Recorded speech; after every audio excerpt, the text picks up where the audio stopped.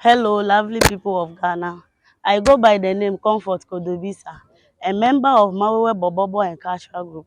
It's all about this year's Borborbor Carnival.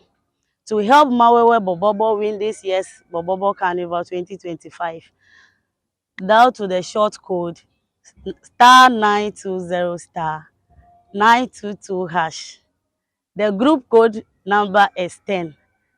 A vote is 1 Ghana cedis, and you can vote as many as you want. Thank you for your support. May God bless you all.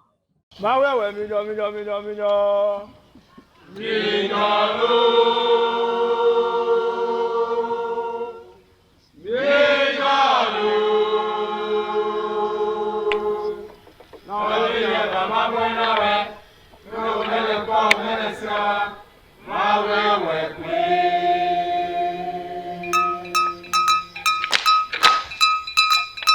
Anegane papa ole, miwedo yoda, tolagodo.